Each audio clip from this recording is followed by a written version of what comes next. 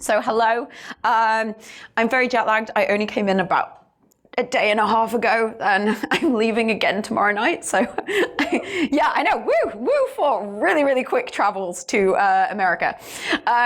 Real quick, this isn't something I would normally do, but I wanted to say, I'm sure you're all aware that there's been a small bushfire issue down in Australia in the last couple of months. I know a lot of people in the States have contributed, and I know everyone sent their well wishes. It has been really bad. I don't even live out in the communities where that's been really affected, but we've seen all the smoke. It's been very scary and horrible. So I would never normally do this. If you go to that QR code, I'm sure lots of you have already been very kind and given your time and money, and this isn't a thing you have to do, but if you go to that website that you can find behind the QR code, I realize I'm in a security conference, and I promise this is not a malicious link before anyone thinks it. That goes to a website that you may not have seen over here, which is, it's called It's My Shout, and basically you can pay for products to buy someone a coffee, buy someone a beer, like buy someone a bed in a B&B, because a lot of the communities that have been affected by bushfires are the rural communities, which are dependent on tourism. And of course, nobody is going there at the moment. A lot of people have canceled their holidays, and now we have coronavirus. So worth checking out if you want to buy someone a coffee, because those guys and girls are not doing so well. So yeah, I promise it's not a malicious link. I'm not phishing you. It's the first thing I would have thought. So moving on to what I'm actually talking about today. I'm going to talk about a brief history of phone hacking before VoIP was a thing, because phone hacking is not new.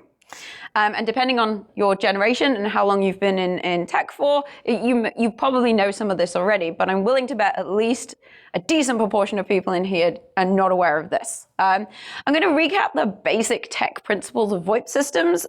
You may know it, you may not. And then we'll talk about some of the common attack vectors for VoIP.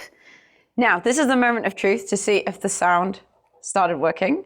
I'm going to show you a clip that you have probably almost definitely seen before, but we'll see if we get sound or not. You're going to watch it anyway. Oh, hooray! Bigger.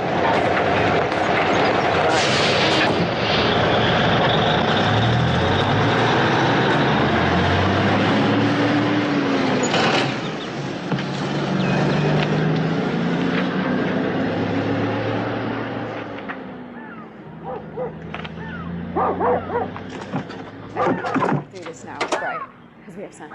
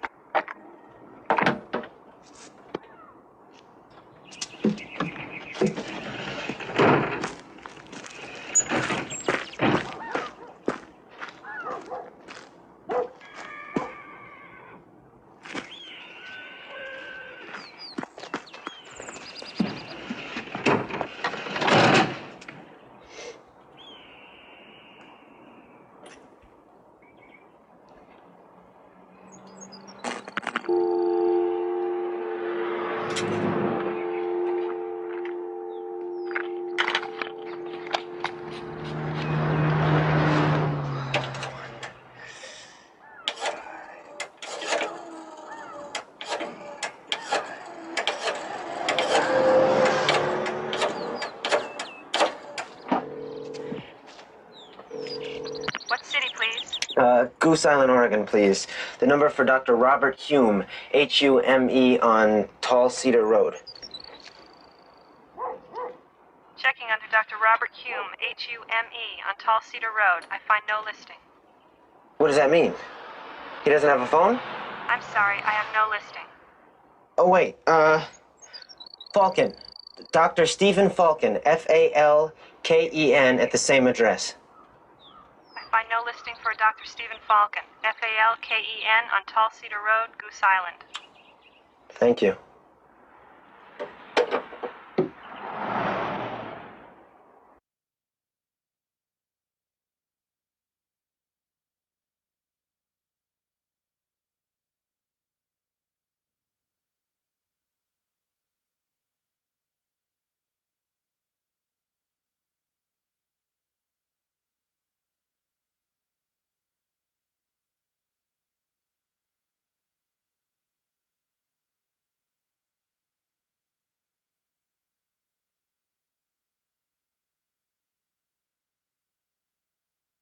No? Oh, there we go. Hello. Yeah. So, if you haven't seen that clip before, I'm sure a lot of people have seen War Games. If you haven't, of course, that's Matthew Broderick trying to do some phone hacking. Now, in fact, you may or may not know that is completely unrealistic, unsurprisingly, for a movie. In fact, that would not have been possible in the 1980s. It would have been possible in the 60s. Essentially, payphones in the US, anyway, the dial tone. It was always dial tone first for emergency calling, so you wouldn't have had to do that to get a dial tone. There's a very big long write-up of that. There's so much critique of that clip online on YouTube. I'm not going to regurgitate it all, but suffice to say, you could do that, but not in the 80s and definitely not now. But, you know, it's still a thing that we talk about is phone hacking, and I like that clip. It's not going to start again, is it? Keep going. Thank you. So let's talk about phone hacking and the history of phone hacking. The first phone hack, arguably what was the first hack ever, was actually in 1903, which was the telegram. It was done by this magician in the UK called Neville Maskelyne. I've been practicing saying that name. Can't do it. So Marconi, who of course is very famous, made a lot of money from patenting telegram technology, actually managed to intercept signals when he was doing a demo and actually started joking around. He started putting the word rats into the signal and then started actually doing like little ditties and was saying there was a young fellow of Italy who diddled the public quite prettily and then was doing Shakespearean and things like that. So Marconi, unsurprisingly, wasn't very happy. And he didn't know where it was coming from. He was furious. And it actually turns out that 4 days later, this chap, Neville, he actually confessed in the Times, because of course this was 1900. So this was the Reddit or the Twitter of that day, and confessed that he had done it. And he justified his actions saying it was for the public good. So this may sound familiar, but 100 years ago. Some people said he was a hooligan, and it was scientific hooliganism, and it was an outrage. But of course, in fact, he was trying to disclose and prove that Marconi's invention wasn't 100% secure, which was one of the claims he was making. It actually turned out that Maskelyne was paid to do this by the Eastern Telegraph Company, who weren't very happy that Marconi's wireless was basically going to ruin all the investment they'd made in telegraph poles. So there you go. We don't really change very much, do we? It's actually really cool. There's lots of other stories that are similar. So that's kind of where the very, very, very early days of phone hacking. Then I think we skip a little bit. Of course, I could talk here about Enigma and decoding, but I'm not going to. I think that's very well known. And it is intercepting signals, so we could argue it was phone hacking. But I want to go a little bit further than that and talk about phreaking. Now, phreaking really started in the 50s. Phreak apparently comes from phone free and freak. I still feel like possibly it should be spelled PHREEK.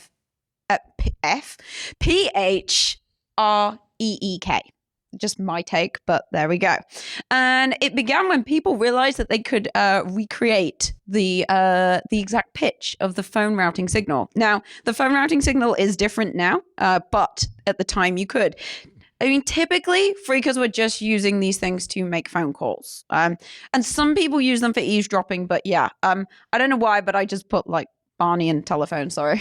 Like some of these, I feel like my GIF and meme game is like not as strong as usual in these slides. I don't know. There's less phone related GIFs out there. Who knew? So there you go. I wanted to put some fun facts in about phreaking. Some people can whistle in a perfect 2600 megahertz pitch. I have a video of it, which might work, hopefully. And there was a whistle that they gave away in packets of Captain Crunch that it would actually admit the right pitch. So seriously. And so people could do phreaking with a freebie out of Captain Crunch. There you go. A lot of, if you're familiar with phreaking, and this was the first thing I were aware of, some people actually made something called a blue box, which was a really common way for people to manipulate things. And both Steve Jobs and Woz, they made blue boxes at college. They're quite well known for having done that. It kind of, phreaking kind of dropped out of fashion. Well, you couldn't really do it when signaling became out of band, as in it was actually separated from the main voice signal, because you couldn't send signals down the phone line that were part of the signaling. So it kind of stopped in the 80s. But yeah, there's a nicer Captain Crunch whistle. So if you do have some really old phones, maybe you can play around with it. Interestingly, let's see if this works. I apologize for the bad quality of this clip. I could not. Is it gonna go? I couldn't find anything better, but it's more about the sound.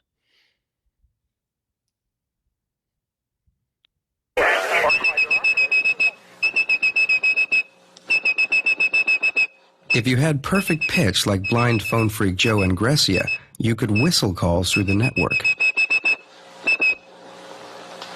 Let's see if I make it this time. This is really hard to do. It sounded like all the tones were present, so the phone should be ringing about now. Okay, it hit the phone. It just takes a little while. He even showed off his skills for the local media. From his one phone to a town in Illinois and back to... So there you go. That's Joe and Grecia, who could actually whistle at a perfect pitch. It's a cool party trick, I think. It doesn't work anymore, but it's cool, right? And yeah, sorry for sorry if that hurt people's ears, but if anyone could do that, please come show me it afterwards. So real quick, I don't know who here has worked with VoIP. As I said, I've spent a lot of time with VoIP. I'm pretty sure it's Stockholm Syndrome, but I'm still very fond of it. If you don't know how VoIP works, moving on to more modern phones, a quick 101 is you have an IP phone. An IP phone will talk to, I've put Call Manager up here because I used to work with a lot of Cisco products, but any kind of other phone manager, phone servers, it will signal when it can't do anything. These IP phones are really stupid. They can't do anything by themselves. So an IP phone will talk to the call manager or whatever call server it is. It will say, hello, what do I do? The call manager will tell it what to do. And then it will call another phone. So it will say, someone's just dialed this number. What do I do with it? The call manager will then give the IP of the other phone. It will basically resolve the phone number to an IP address. And then the voice stream will go in between. The voice stream never goes up to the server. The server just does signaling and tells the phones what to do. So it's actually very straightforward. Next, slightly different when we're going out to the ordinary phone network. An IP phone, if it wants to call a phone that is outside the VoIP system, it will talk to the call manager server again. It will say, I don't know where this number goes to. Call manager says, that goes externally. It will go to your router or a voice gateway, and then it goes to your phone and it flows. So that's real quick how this works. Oh, and the router, I realized when I was doing this before, the router does also actually talk to the call manager. So yeah, some VoIP providers we've known and loved. There's things like Broadsoft, Cisco, Avaya, Mitel, all kinds of things. So I'm not going into those, but I'm sure you must have worked with some of those at some point. So I just wanted to talk briefly because I realized my videos have taken too long and I just got the 5-minute signal. Damn. About some of the attacks. VLAN hopping. This is a classic VoIP attack. It requires physical access to the network.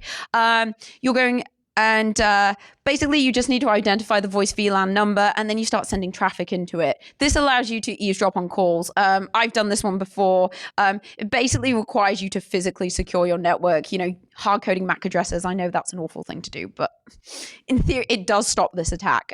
Firewalling off phones in public areas, etc. Again, struggling for phone-related gifts here, so... DDoS. DDoS, of course, we can do with phones. It's actually known as TDoS, telephony denial of service. A guy who was an iOS bug bounty hunter managed to TDoS 911 in several cities a few years ago. Complete accident, but quite bad. Of course, you don't want to TDoS 911, not anywhere. Yeah, I mean, it's attacking DNS servers is always good for VoIP because VoIP needs to resolve to DNS, and then of course there's war dialing where you use machines to just go through every single phone number. I mean, that's a little bit slow. It's not always considered DDoS, but and I'm sure you've seen that in war games and other movies. Again, I was struggling, so we're going to go for overflowing beer because why not? What was interesting was after 911 was DDoS, there were a lot, which was by accident. There were actually a lot of copycat attacks of people doing it again and again on purpose, which is really, really sick for for the emergency services. It's not cool, but VoIP protocols, as you probably know, if you've done any kind of eavesdropping or like PCAP on networks with this, VoIP protocols are often in the clear by default. SIP, RTP, H323, MGCP, Skinny, most of these do have a secure version, but often it requires you to at least have a certificate on every single phone, and people don't want to do it in general because it's difficult. So you will often find these things are in the clear. So, I mean, it's bad, but this is when they were developed. It wasn't a thing. Next thing we talk about is toll fraud. And I'm really sorry if there was anybody in here from any of these countries. I am not trying to have a pop at your country, but the top 5 countries apparently at the moment to call using toll fraud are Cuba, Somalia, Bosnia and Herzegovina, Estonia, and Latvia. So what people do is they will manipulate users or the configuration of a system to basically do long distance calls for cheap. So I actually saw an example in a phone system I worked with where someone got into the phone system, did a call forward all to international numbers, which should have been blocked but wasn't. And so they would call the local number and then from their mobile, and then the actual company's call system, phone system, would pick up the bill for the long distance call. Smart, but it should have been stopped with correct configuration. So, bit of fraud. This makes me sad because I was going to give out chocolate fish here. In New Zealand, where I've spent a significant amount of my time living, we have chocolate marshmallow fish, and it's for fishing. They didn't turn up before I left Australia, so I do have koalas. I'm not going to be able to throw them because it's too dark. So if you want chocolate and stickers, just come see me at the end. Voice phishing, of course, is a thing. If there's anyone in here who hasn't been called by a scammer from somewhere in the world, then I don't know what's wrong with you, because that happens all the time. I felt like I needed to mention it for completeness. I'm not really going to talk about it because everyone knows about it. Contact centers are interesting. Contact centers use something called IVR. That's the script, interactive voice response. I know it's not at all annoying, but in fact, those applications can handle really sensitive information. And so you may have been transferred by a call center agent to put in your PIN or something like that. If those applications aren't configured properly, that information can be stolen, and if it isn't cleared away. So if you're ever developing IVR applications, keep that in mind.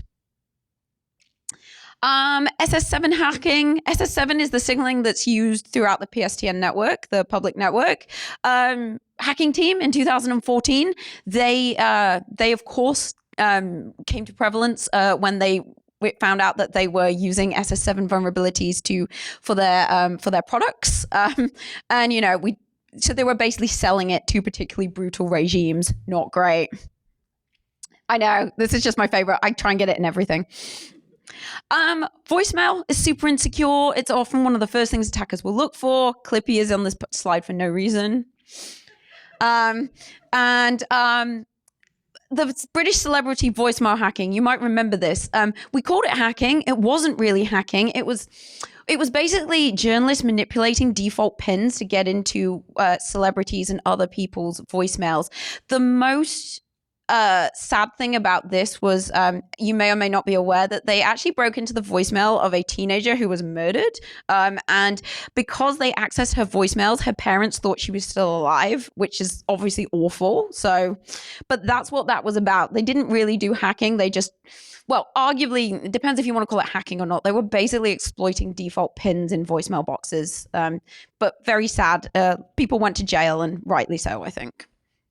So I've gone through this at speed because I've completely misdone my timings, but why is VoIP still important? I'll put all of these up on the screen. VoIP technology still exists behind the scenes. We're all going to soft phones, we're going to Teams, we're going to Slack. But VoIP is still behind there, for at least carrying your audio. So you can find this in all your collaboration technology. So have a look. It might be something you want to incorporate into your pen testing, risk assessment, etc. You might still be using SMS for MFA. Please stop that. Like, it's broken. And understanding how things work is always good. And I don't think we talk about VoIP enough, and I'm very, very fond of it. So yeah. And this is my take a photo for link slide. There's a couple of interesting articles up there that I was reading and using to create this presentation. I will leave this up. Definitely watch the video there in the middle, which is how phone phreaking worked by the 8-bit guy. Super cool. And yeah, I think I'm about up for time. So I'm going to leave it there. Thank you for listening. I hope that was just a little whistle-stop tour of VoIP stuff. And I think we have a bit of a gap. So I'll stay here, give out stickers, give you chocolate. I have like 12 koalas. So, first come, first served. And thank you very much, B-Sides. It's been lovely to be here.